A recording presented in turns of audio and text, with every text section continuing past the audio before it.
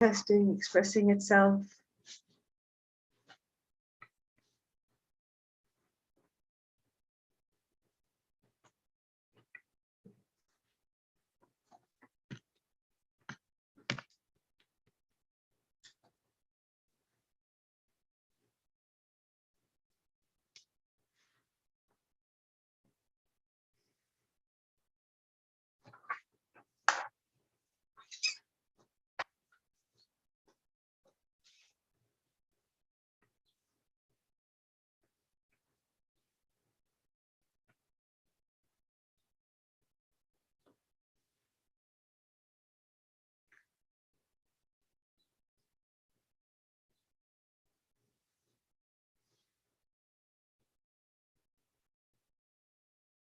As we begin,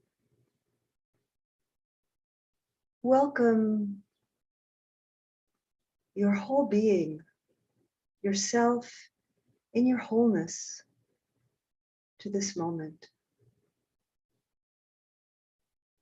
arriving wholeheartedly.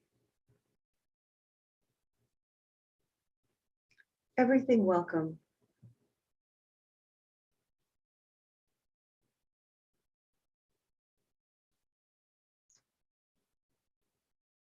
Arriving in connection, in gratitude with the Sangha.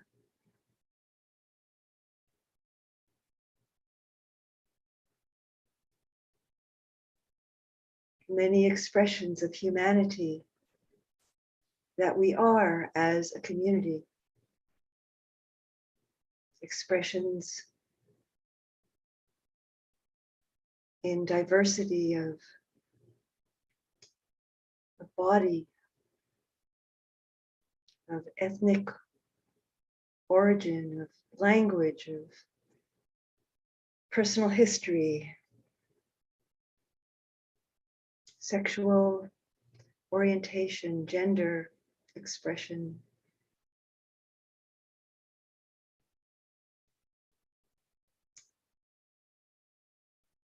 Condition of body on the spectrum of health and illness or disability, visible and invisible.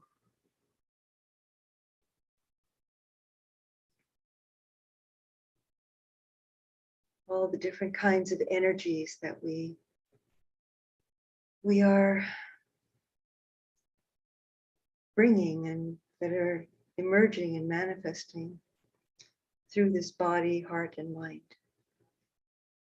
All are welcome. All belong. All enrich our community.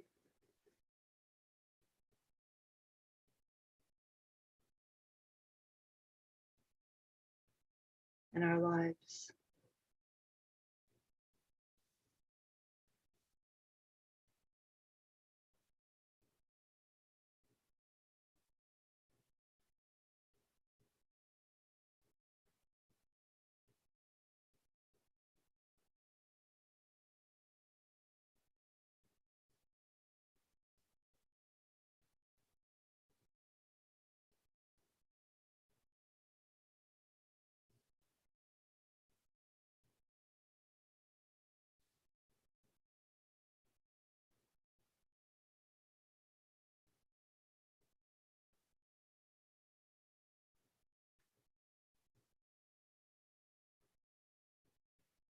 As you settle into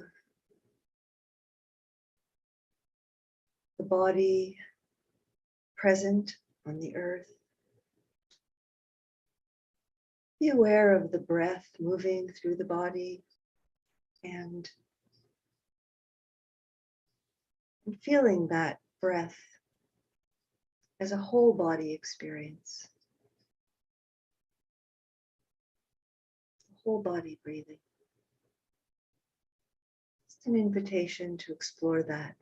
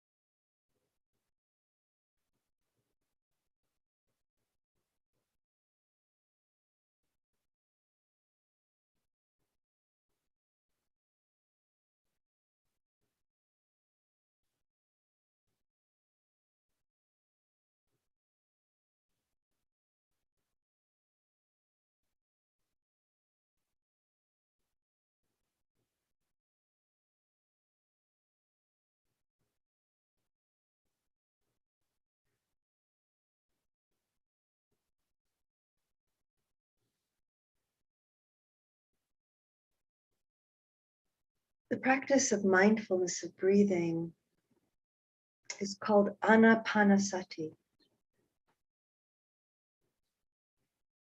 the Pali word, Anapanasati. So sati is the word for mindfulness. It means being attentive, aware, without getting caught up in preference, liking, disliking, judging, wanting things to be different than what they are. Sati. Sati is our companion in this meditation. And anapana means breathing in and breathing out.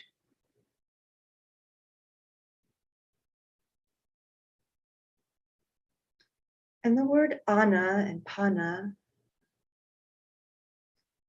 is very connected to the word, it's the same root as prajna or prana.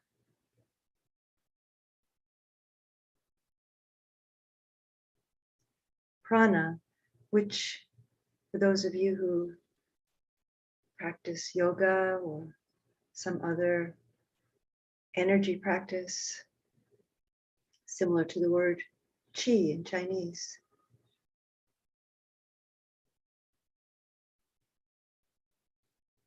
So when we are mindful of prana, anapana, breathing in, breathing out, usually we focus on the sensations of breathing, feeling it in the nostrils and the rise and fall of the chest, belly.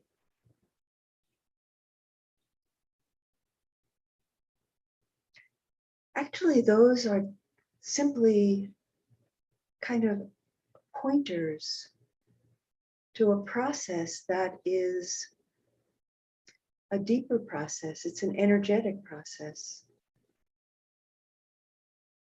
of the life energy moving through us, the life energy animating this body, heart, mind.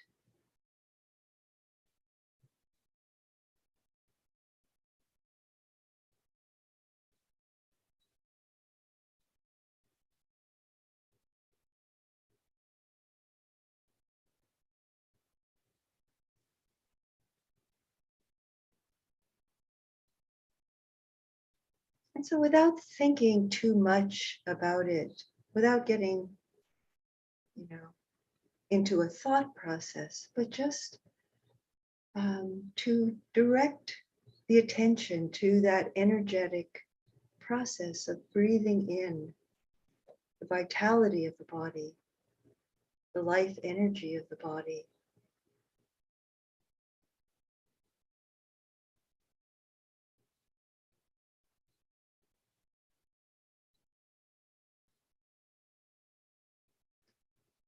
Opening to that, bringing awareness to that as a whole body experience, as a dynamic experience, moving, changing,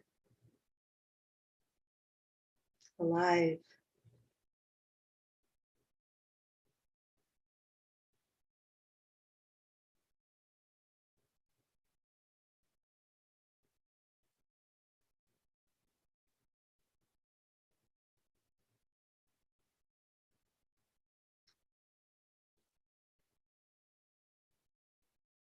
Sensitivity of the body, which we don't experience through thoughts, through words.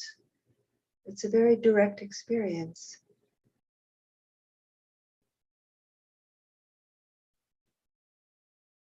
Sensitivity of the body to the life that is within it, the introspective awareness, and also the sensitivity to the life around us.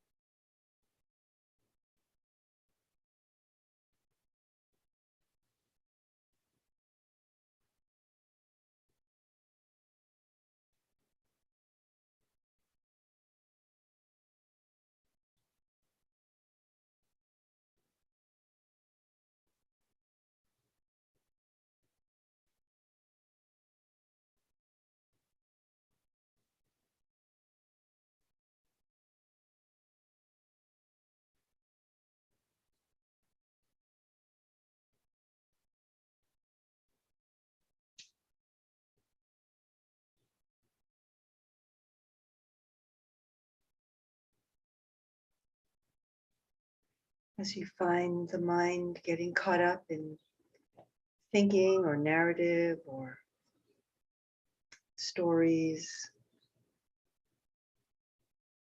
whatever the mind gets caught up in, which is taking you away from being wholeheartedly present in this moment, you can come back to the aliveness of the body, the breath, Anapanasati, the sense of the body as an energetic field.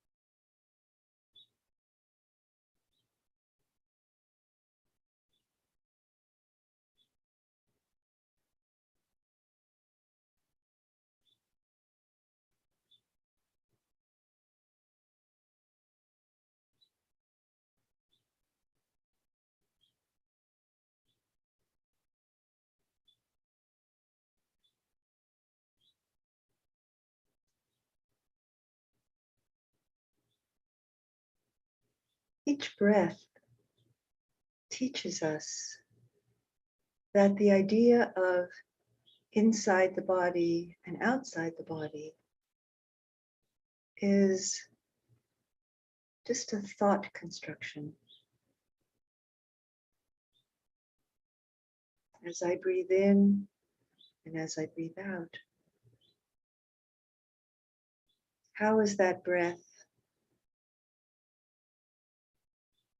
my body, my breath?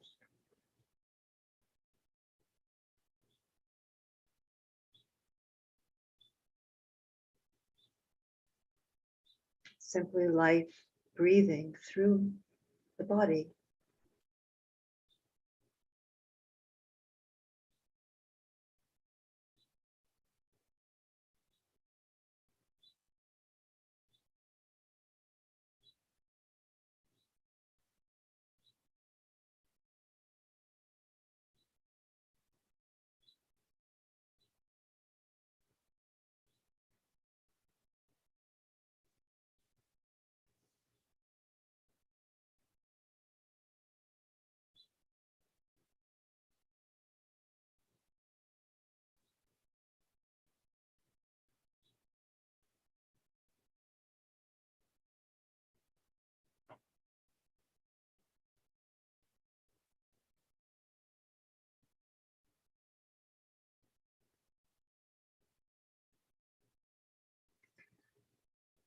Thoughts will come and go.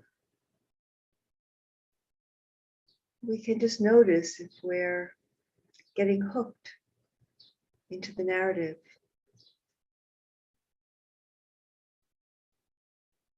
And coming back to the body is a way of unhooking.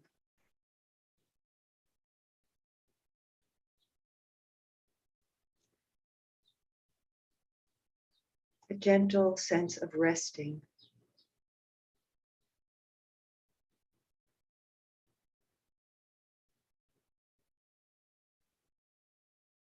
Resting in this unfolding moment, this breath, this sensation.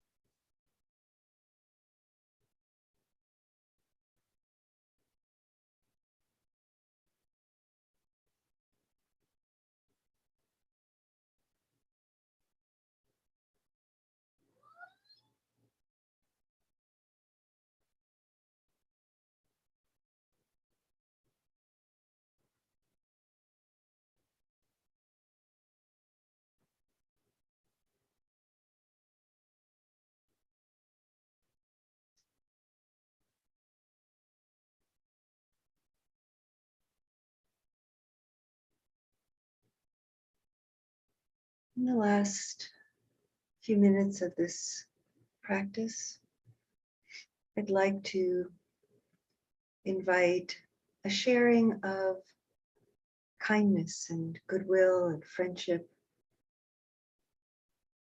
toward the web of life, the great interconnected web of being in all its diverse forms. First of all, bringing a sense of friendship and kindness toward this body that each one of us inhabits. This body in its amazing complexity, its capacity for self-healing, growth and change, and also its vulnerability and propensity to aging and illness and death.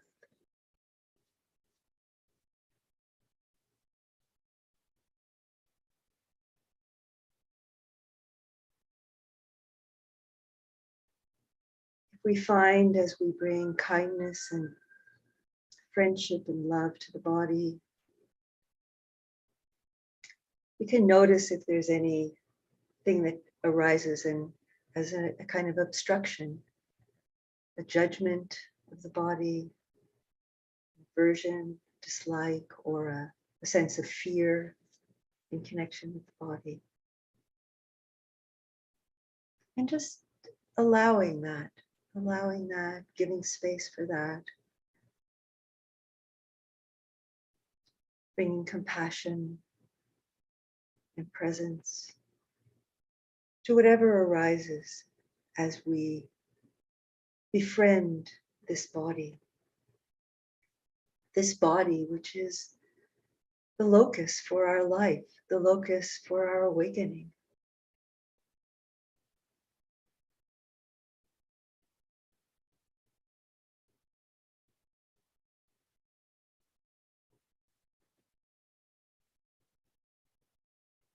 And extending this sense of friendship, kindness, and connection, kinship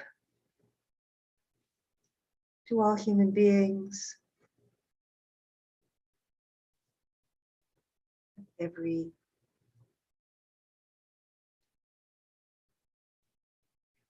race, every gender, old and young, near and far, those who are being born in this moment and those who are dying, those experiencing peace and those experiencing suffering and violence.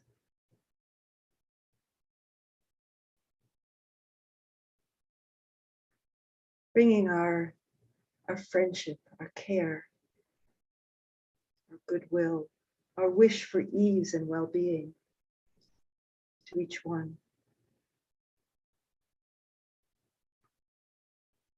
And all life forms, the land, of the water, of the air,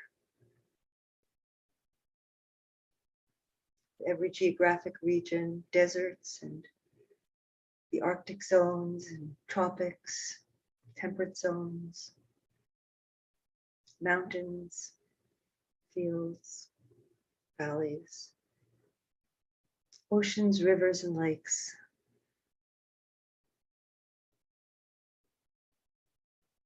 All the amazing life forms and the life energy that flows through them.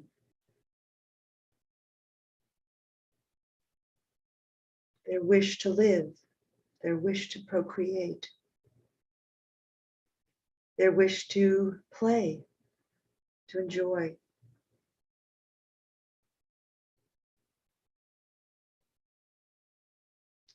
All arising from this eros, this life energy that we are part of.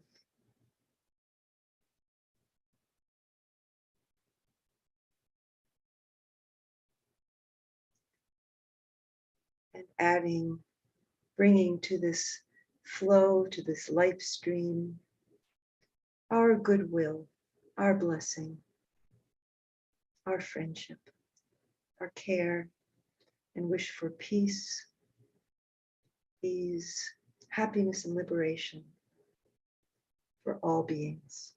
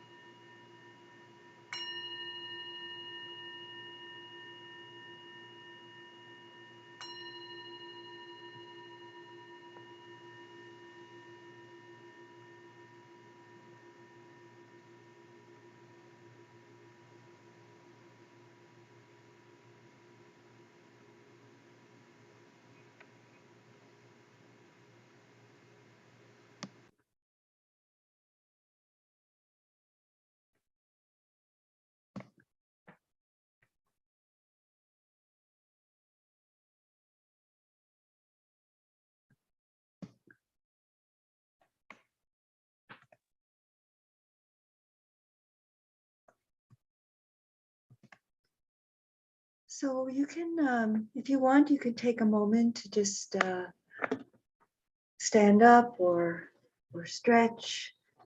I'm going to be putting something in the chat, so that will just take me a moment.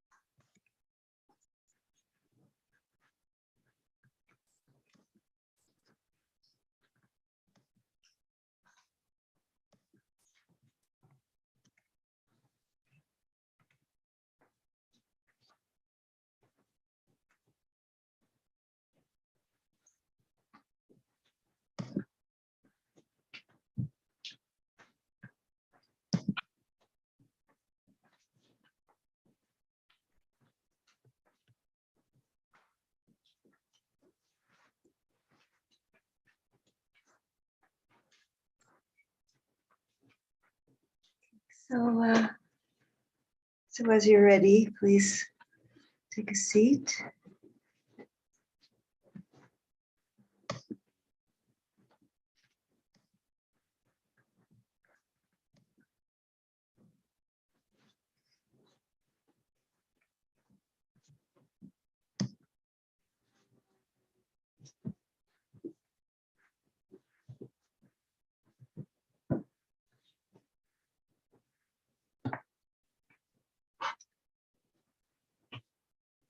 For those of you who are joining this Sangha for the first time, or haven't been here for a while, just a little review that actually since the beginning of the year, I've been reflecting on sila.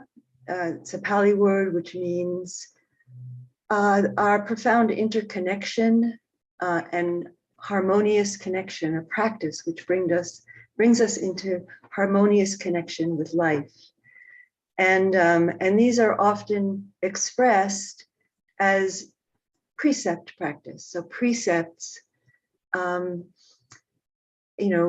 may sound like a word which means like rules. And so sometimes we have a little bit of resistance to rules, because maybe some of the rules that have been imposed on us in our lives have felt kind of arbitrary, or not very meaningful, or just, or even, or fair. So the precept practice has a very different connotation within the framework of Buddhism.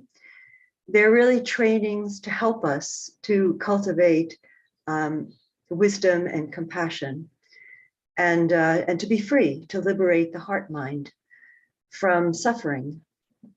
And And so we've gone through the first two precepts, which are, we chanted this morning, so training to refrain from destroying living beings, and also reflecting on how we can support life within our own being, and also support life around us. And then the second precept is training to refrain from stealing or taking that which is not freely offered. So, and how reflecting on how that causes harm. So, and also the positive side of that is to be generous and to share what we have, to so not to take more than we need, or not to take what is not ours to take, not offered for us to take, and also to not hoard or grasp or hold on to things that could be used perhaps or are needed by others. And so discerning, and there's no, precept practice is not about shame and blame.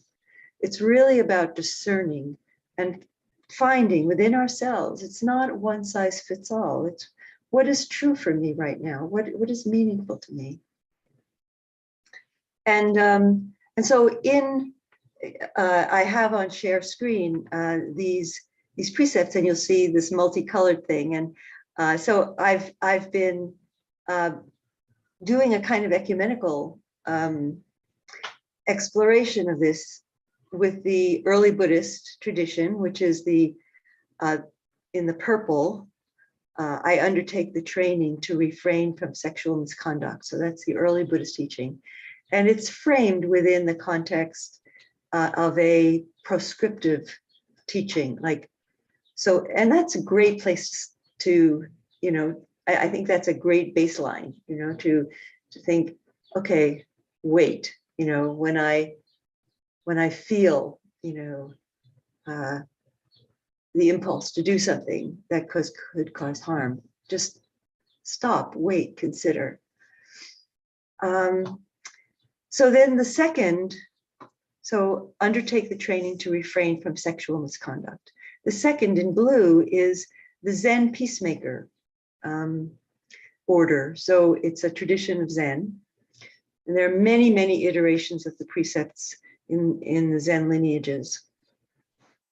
So I chose this one because I'm familiar with it and I like it. So I'll read it out loud. Peacemakers throughout all space and time encounter all creations with respect and dignity. This is the practice of chaste conduct. I will give and accept love and friendship without using or clinging.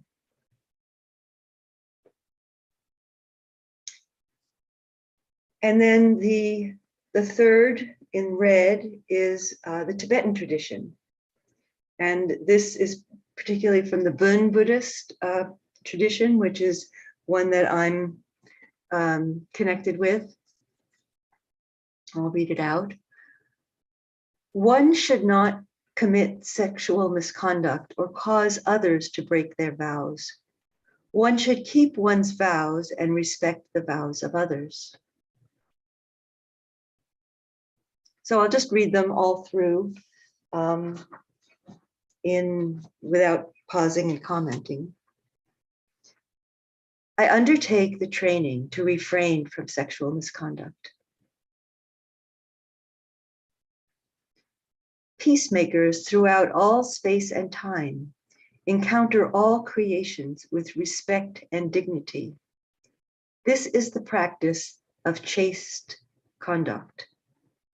I will give and accept love and friendship without clinging, without using or clinging. One should not commit sexual misconduct or cause others to break their vows. One should keep one's vows and respect the vows of others.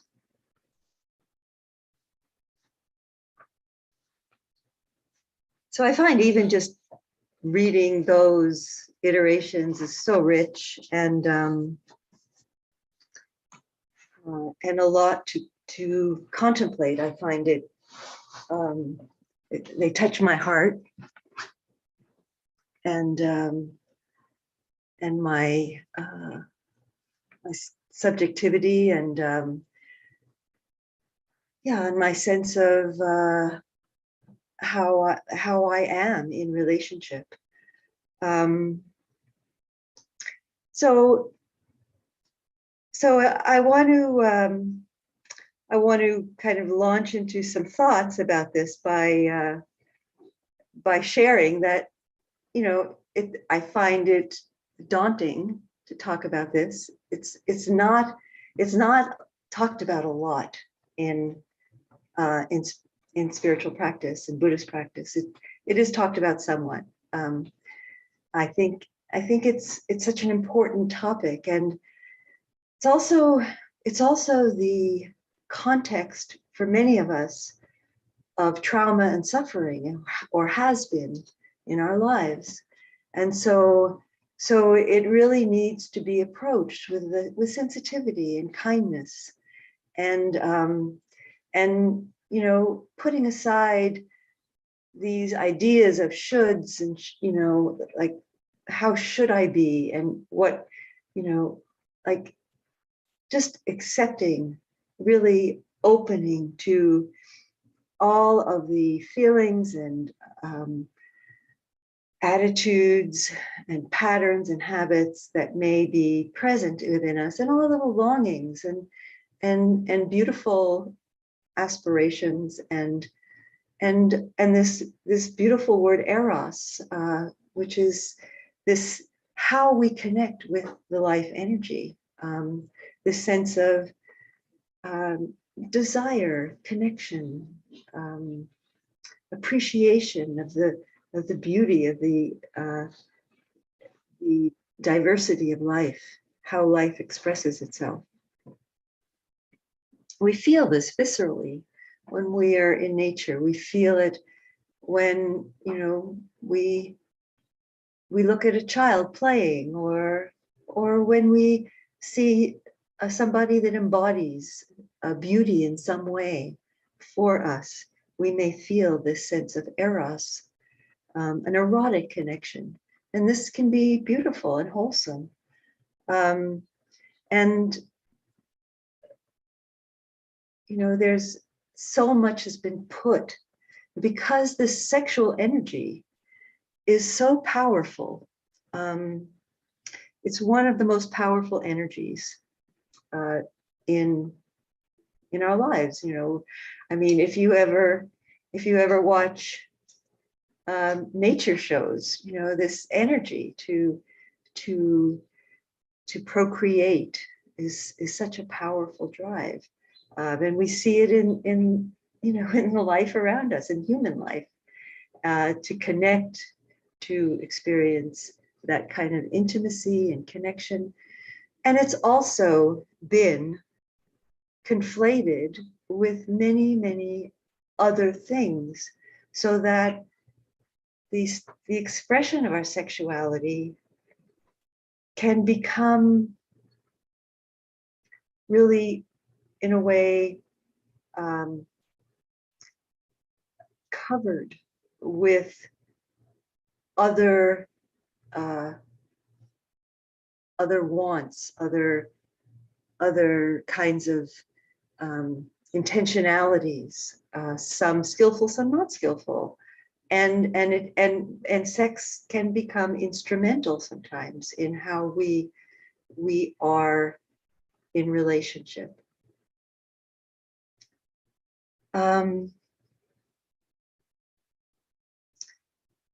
So because it's such a powerful energy, society, religion, culture has created many ways to control it, you know, in different roles, and in the control of women's bodies, and how women are express themselves, and kind of clothing that they're supposed to wear, how men and women, some ways, very, very, a lot of control over how men and women meet and interact. So it, because it's so complex, it's so complicated, and of course, so much is tied up in sexuality and sexual expression, the the creation of children, and then of course then there's other things that are attached to marital relationships, such as property and so on. So it becomes so complex, and there's so many controls, and there's so many layers of complication. So it's something that is, but it's something that's worth really investigating in ourselves in terms of what are our attitudes, and how do we experience ourselves as sexual beings, because sexuality has so many ways of expressing itself, in terms of gender identities and sexual orientations, and also people who live celibate and people who experience themselves as asexual, or not feeling particularly really drawn or energized by a specifically sexual expression. So there's such a wide range of how this life energy manifests in our behavior. There's such potential for both benefit and harm. So I've talked a little bit about, some of harms. I mean, it could be explored more, but our sexual expression can enable us to experience intimacy and vulnerability, and form a sense of bondedness with another person, another being, another or other beings. So I mean, yes, it's I'm not talking about sexual expression with non-human beings, but as kind of, but there is a kind of an eros connection with non-human beings. There is the sense of a sensuality, an appreciation of the beauty of the life force of non-human beings. So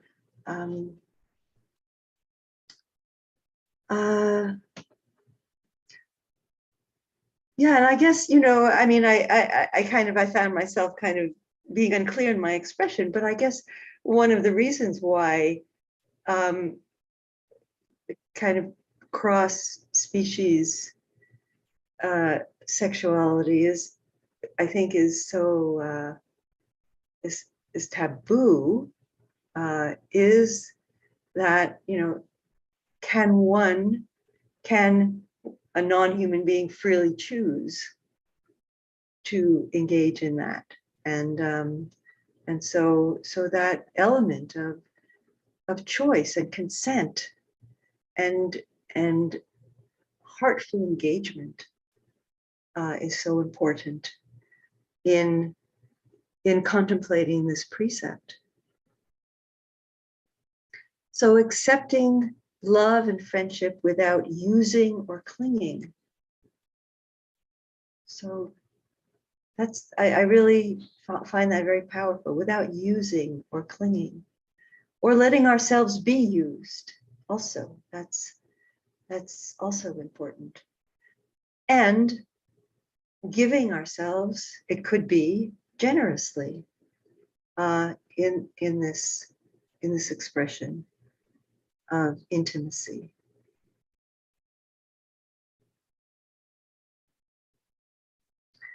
So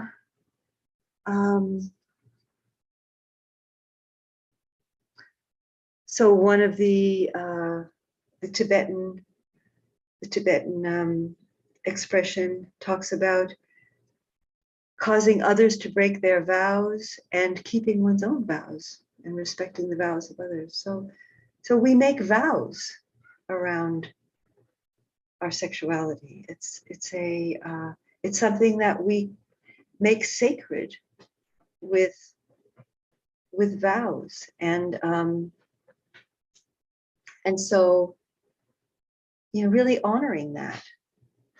And it doesn't have to be vows that are said, like in a particular context. It can be vows that are simply said to oneself or said to another or to others to honor the beauty and the integrity of the whole relationship, including the sexual dimension of the relationship.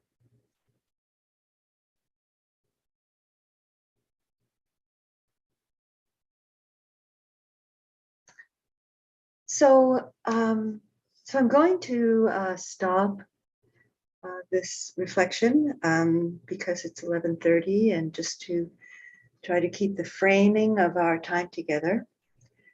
And so I'm going to give a question for reflection, and so that the question and we'll go into breakout groups of 3, and we'll go into breakout groups here in this room. So the question is, and if you're leaving, you can also maybe consider this, bring this with you to reflect on during the week. How do you consider sexuality? How do you hold sexuality or understand it as wholeness or holiness? So the words are quite connected, holiness and wholeness, as orienting ourselves toward unity. So how can we consider sexuality, the sexual dimension of being, as wholeness, as holiness, as orienting us toward unity with life? And as you reflect on that, as you kind of just feel that question in your body, do you feel obstacles arising? Like, does it feel like a contraction comes up, or yeah, but, and so to invite with kindness and compassion to explore, what is that contraction? Is it from something historical? And maybe your life has changed now, and maybe something can be integrated. An invitation, it's something that is a process, but we can always take steps toward more healing, more wholeness. Healing is also connected to those words, wholeness and holiness. Healing is the same root. So what are the obstacles to connecting with our sexual being as a way toward wholeness? So I'm going to pause and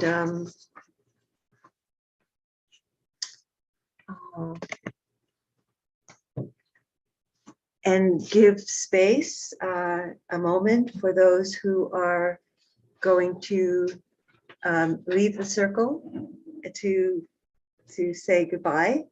And I also want to thank you for the dana that you offer.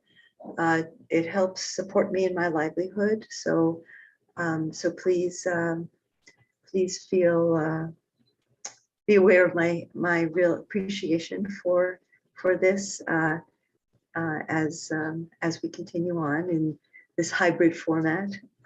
So those who have come to be present in person have already given dana. So thank you for that. So if you're leaving, you can take a moment to say goodbye.